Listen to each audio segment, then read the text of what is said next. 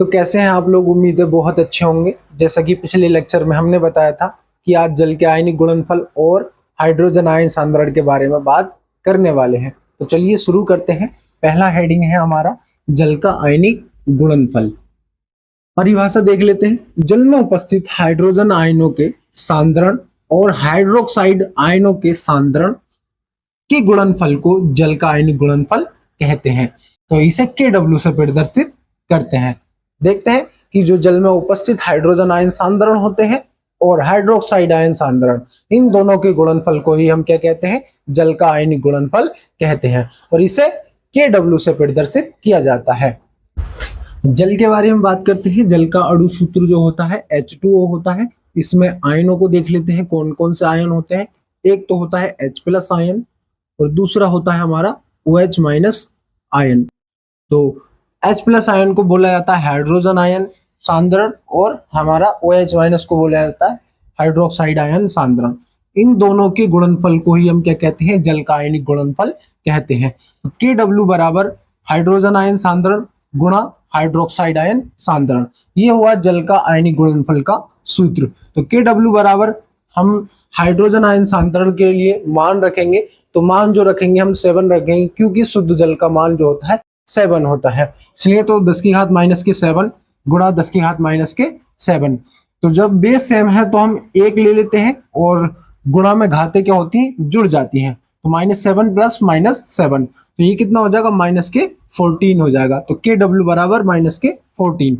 और जी जहां पर K एक नियतांक है, कंस्टेंट है, जहां पर K एक नियतांक है, कंस्टेंट है, किसका? W का, यानी कि जल का। अगला हेडिंग हाइड्रोजन आयन सांद्रण। परिभाषा देखते हैं। किसी जलीय विलयन में उपस्थित हाइड्रोजन आयनों की ग्राम अणु प्रति लीटर में मात्रा को हाइड्रोजन आयन सांद्रण कहते हैं। इसे H+ सांद्रण से लिखा जाता है। तो कोई जलीय विलयन है, क्या है? 1 लीटर जलीय विलयन, उसमें जो हाइड्रोजन आयन की मात्रा होगी ग्राम अणु में, किसमें? ग्राम अणु में, वही हमारा हाइड्रोजन आयन सांद्रण कहलाता है। यानी कि कोई 1 लीटर जलीय विलयन है, उसमें हाइड्रोजन आयनों की जो मात्रा होगी वो ग्राम अणु में ली जाएगी या होगी, तब वो क्या कहलाएगा? हमारा हाइड्रोजन आयन सांद्रण कहलाएगा। और इसे किससे प्रदर्शित करेंगे बेटा? H+ सांद्रण से लिखा जाता है या प्रदर्शित किया जाता है। यदि हाइड्रोजन आयन सांद्रण अधिक हो हाइड्रोक्साइड आयन सांद्रण से, तो विलयन जो रहेगा हमारा अम्लीय रहेगा।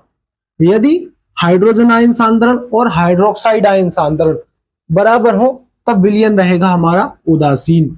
यदि हाइड्रोजन आयन सांद्रण से अधिक हो हाइड्रोक्साइड आयन सांद्रण, तब विलयन जो रहेगा हमारा क्षारीय रहेगा।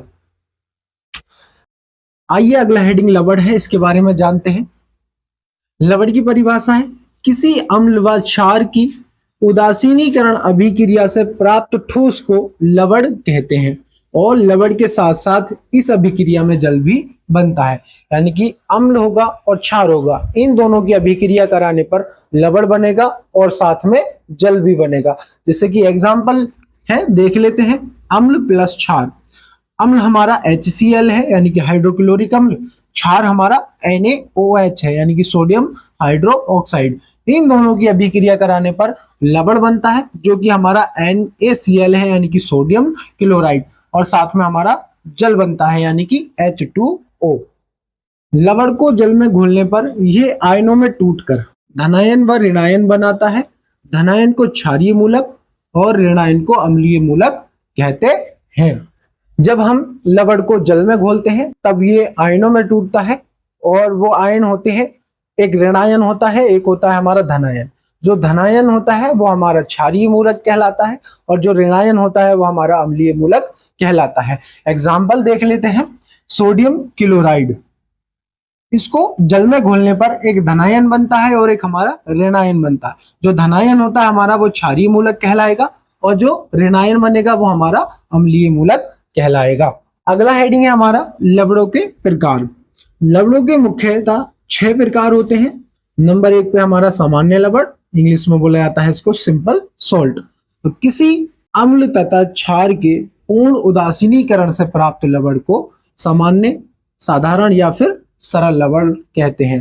यानी कि अम्ल और क्षार के पूर्ण उदासीनीकरण यानी कि पूरी तरह से क्या हो जाए, उदासीन हो जाए, या कह सकते हैं लवण बन जाए पूरी तरह से, ना उसमें अम्ल का कोई अंश मिलना चाहिए और ना क्षार का। तो इस प्रकार जो कहलाएंगे हमारे सामान्य लवण कहलाएंगे।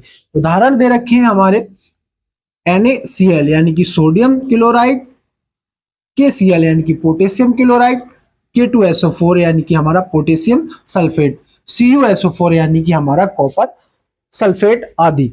ये जो है हमारे सामान्य लवण के उदाहरण हैं, या हम कह सकते हैं सरल लवण, या हम कह सकते हैं साधारण लवण। दूसरा लवण हमारा अम्लीय लवण, इंग्लिश में बोलते हैं एसिडिक सॉल्ट। परिभाषा, वे लवण जो अम्लों के अपूर्ण उदासीनीकरण द्वारा प्राप्त लवण हो अम्लीय लवण कहलाते हैं। यानी कि अम्लों का पूरी तरह से उदासीनीकरण नहीं होता हो या कुछ ना कुछ अंश उसमें रह जाए किसके, लवण के साथ, तो वो हमारे क्या कहलाएंगे, अम्लीय लवण कहलाते हैं। एग्जाम्पल देख लेते हैं। पहला एग्जाम्पल है हमारा NaHCO3। हमने हाइड्रोजन यानी कि H को हाईलाइट कर रखा है, क्यों, क्योंकि अभी बात करी थी अम्लों के अपूर्ण उदासीनीकरण द्वारा, तो इसमें हाइड्रोजन देखने को मिल रहा है, तो ये अम्लों का अंश है या कह सकते हैं हिस्सा है। इसी प्रकार से NaH2SO4, ये हमारा सोडियम हाइड्रोजन सल्फेट, तो इसमें भी हाइड्रोजन को हमने क्या कर रखा है, हाईलाइट कर रखा है, तो हम कह सकते हैं ये क्या है, हमारे अम्लीय लवण है। क्यों, क्योंकि इसमें अम्लों का कुछ अंश देखने को मिल रहा है। तीसरा क्षारीय लवण, बेसिक सोल्ट बोलते हैं।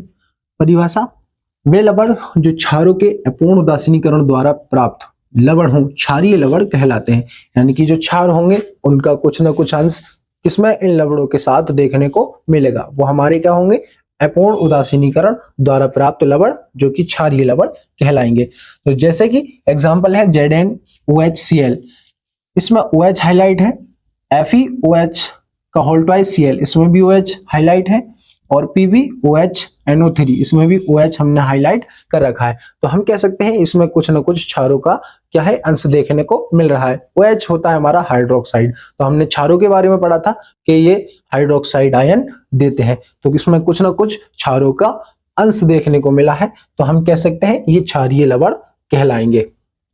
चौथा लवण है हमारा द्विक लवण यानी कि डबल सॉल्ट। परिभाषा, दो या दो से अधिक सरल लवणों के जलीय विलयन के बाष्पीकरण से प्राप्त लवण को द्विक लवण कहते हैं। द्विक लवण में सरल लवणों का अनुपात निश्चित होता है, तो या तो दो सरल लवण होंगे या दो से अधिक सरल लवण होंगे, उनके जलीय विलयन के बाष्पीकरण द्वारा जो प्राप्त लवण कहलाएंगे हमारे, वो कहलाएंगे द्विक लवण। और इन सरल लवणों का इनमें क्या होता है, निश्चित अनुपात होता है। जैसे कि एग्जाम्पल हमारा दे रखा है, पहला पोटास एलम या हम कह सकते हैं फिटकरी, दूसरा हमारा क्या है, मोहर। तो इसकी पहचान हम करते हैं, हमने पॉइंट को हाईलाइट कर रखा है, तो इसमें पॉइंट देखने को मिलते हैं, द्विक लवणों में बीच में पॉइंट देखने को मिलते हैं, या हम कह सकते हैं डॉट देखने को मिलते हैं, इसीलिए हमने डॉट को क्या कर रखा है, हाईलाइट कर रखा है। तो इनकी ही पहचान होती है कि इनके बीच में डॉट देखने को मिलेंगे। पांचवा हमारा मिश्रित लवण, इंग्लिश में बोलते हैं मिक्स्ड सॉल्ट। परिभाषा देख लेते हैं, वे लवण जिनमें एक से अधिक प्रकार के अम्लीय ऋणायन व क्षारीय धनायन के मूलक उपस्थित होते हैं, वे मिश्रित लवण कहलाते हैं। तो हम कह सकते हैं एक से अधिक प्रकार के या तो अम्लीय ऋणायन मूलक पाए जाएंगे या फिर क्षारीय धनायन के मूलक पाए जाएंगे, तो वो हमारे मिश्रित लवण कहलाते हैं। पहला एग्जाम्पल है हमारा NaKSO4।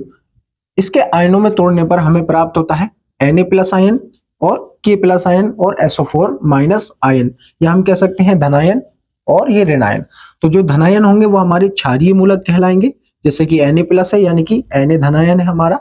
इसी प्रकार से K+ आयन ये भी हमारा क्या है, क्षारीय मूलक कहलाएगा। क्यों, क्योंकि जो हमने बताया था अभी कि क्षारीय धनायन के मूलक क्या कहलाएंगे, हमारे क्षारीय मूलक कहलाएंगे।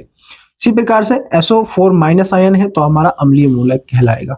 दूसरा एग्जांपल हमारा CaOCl। Cl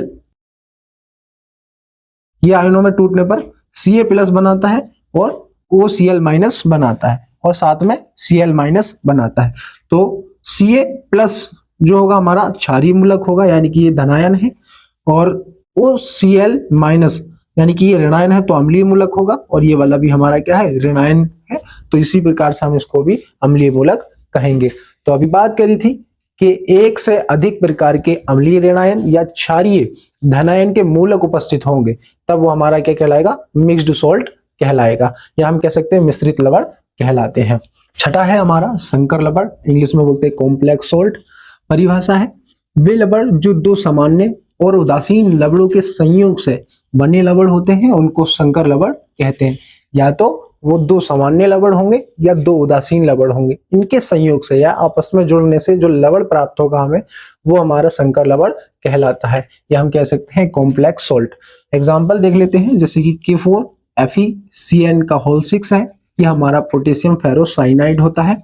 इसी प्रकार से AgNH3 का होल ट्वाइज Cl यानी कि सिल्वर अमोनियम क्लोराइड, ये हमारे संकर लवण कहलाते हैं। इसकी पहचान कैसे करते हैं संकर लवण की, हमने ब्रैकेट को क्या कर रखा है, यहाँ पर हाईलाइट कर रखा है, ये जो ब्रैकेट दे रखा है, तो ब्रैकेट से या तो पहले या बाद में, ये कह सकते हैं दोनों तरफ कोई तत्व देखने को मिलेगा, या तो ब्रैकेट से पहले होगा या बाद में होगा, या फिर दोनों तरफ होगा, ब्रैकेट के कोई एलिमेंट या तत्व होगा, वो हमारे संकर लवण कहलाते हैं।